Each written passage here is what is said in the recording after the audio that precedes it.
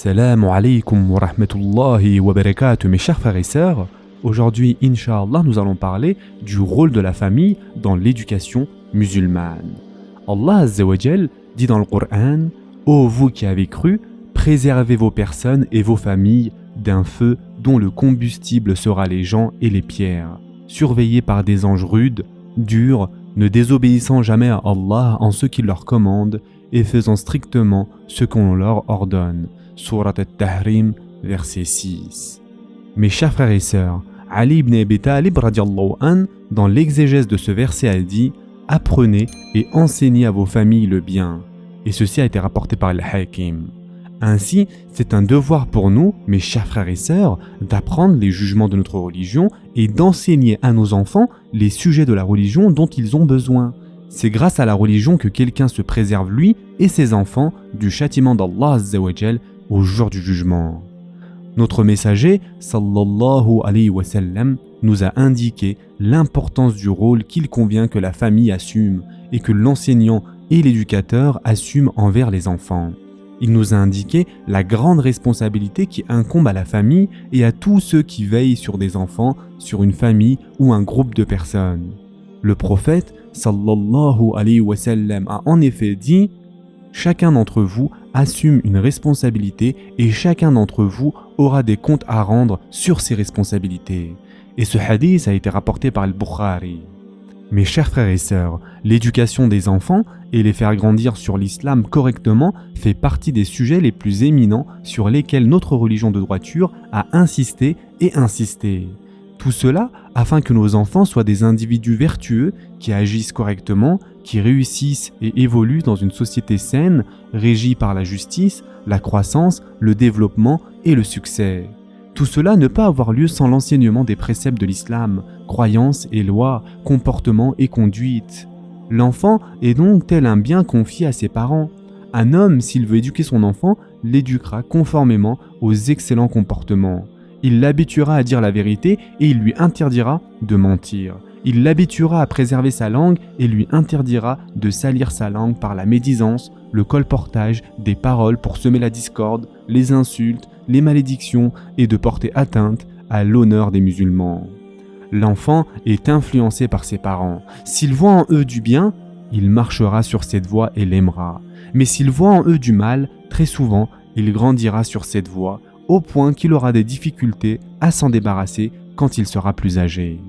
Pour cela, mes chers frères et sœurs, il convient d'habituer l'enfant au bon comportement, au meilleur des habitudes dans ses paroles, mais aussi ses actes.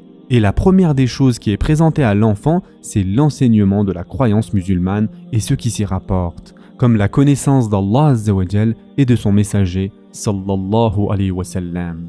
Il a été ainsi rapporté de Abu Zar radiallahu anh qui a dit: nous étions aux côtés du prophète, sallallahu alayhi wa sallam, alors que nous étions de jeunes enfants proches de la puberté. Nous avons appris les règles de la foi avant d'apprendre le Coran, puis nous avons appris le Coran grâce auquel nous avons augmenté en foi. Et ceci a été rapporté par Ibn Majah. De plus, Abdurrahman ibn al-Jawzi a dit: la première des choses qu'il convient de présenter, c'est une introduction concernant la croyance, qui englobe la preuve de la connaissance d'Allah subhanahu wa ta'ala et dans laquelle on rappelle ce qui est indispensable de savoir. Ensuite, on lui enseigne les devoirs, puis la mémorisation du Coran, puis on lui fait entendre les hadiths.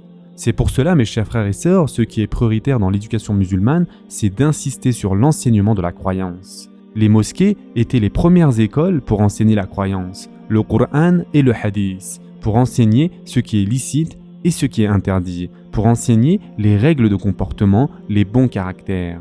De même que les médresses qui insistaient dans leur enseignement et leur organisation sur la croyance musulmane, munissant ceux qui apprenaient d'une science, les protégeant contre n'importe quel égarement ou autre déviation. Parmi les plus importants des sujets que nous a indiqué le prophète sallallahu alayhi wa sallam, il y avait le fait d'ordonner à nos enfants d'accomplir la prière et de leur en enseigner les lois une fois qu'ils ont atteint cette année lunaire. Et en effet, Allah Ta'ala dit dans le Coran: et commande à ta famille la salat et fais-la avec persévérance. Nous ne te demandons point de nourriture, c'est à nous de te nourrir. La bonne faim est réservée à la piété. Sourate Taha, verset 132. Et le prophète, sallallahu alayhi wa sallam, a dit « Ordonnez à vos enfants d'accomplir la prière alors qu'ils ont 7 ans lunaires. » Et ce hadith a été rapporté par Abu Daoud. Et donc, il est indispensable d'habituer les enfants à accomplir cette adoration éminente, qui est la meilleure des œuvres après la croyance en Allah Azza wa Jal et en son messager, sallallahu alayhi wa sallam. Et ceci depuis le plus jeune âge, dès lors qu'ils ont atteint le discernement. Si le tuteur n'arrive pas à assumer cette tâche d'enseignement, il mandate un enseignant qui craint Allah Azza wa Jal, qui craint pour sa religion et qui se chargera de lui enseigner les lois de la religion et de l'éduquer. Mes chers frères et sœurs, la science de la religion, surtout la science de la croyance, est la meilleure et la plus prioritaire des sciences à obtenir, car c'est la science qui sauve du châtiment d'Allah Azza wa Jal dans l'au-delà. L'éducation musulmane insiste beaucoup sur cette science et sur le fait de l'appliquer. Les savants ont classé l'obtention des sciences en devoir personnel et en devoir communautaire. L'obligation personnelle, c'est ce qui est un devoir personnel pour tout individu responsable de connaître, comme la science de ce que l'on doit connaître dans l'immédiat, c'est-à-dire la part indispensable de la science de la religion. Quant à l'obligation communautaire, si elle est accomplie par certains musulmans, les autres en sont déchargés. Ce n'est donc pas une obligation pour chaque individu personnellement d'être ingénieur ou d'être médecin, mais c'est une obligation communautaire. Sans oublier que les plus réputés des médecins, des ingénieurs, des mathématiciens et autres grands spécialistes apparus dans la communauté musulmane, beaucoup d'entre eux étaient des savants dans la religion également. Ce qui indique que celui qui apprend la science de l'islam et en approfondit sa compréhension, sa raison ne faiblit pas et son intellect ne se fiche pas, comme le prétendent les gens hostiles à la religion. Mes chers frères et sœurs, veillons à suivre la voie de la droiture, la voie saine dans l'éducation des enfants, et évitons-leur la déviation du droit chemin et de la vérité. Soyons attachés à la religion pour qu'à leur tour, ils grandissent sur l'attachement à la religion et sur l'attachement à ses principes. Ce sera tout pour aujourd'hui. En attendant, prenez soin de vous mes chers frères et sœurs et à très prochainement, Inch'Allah.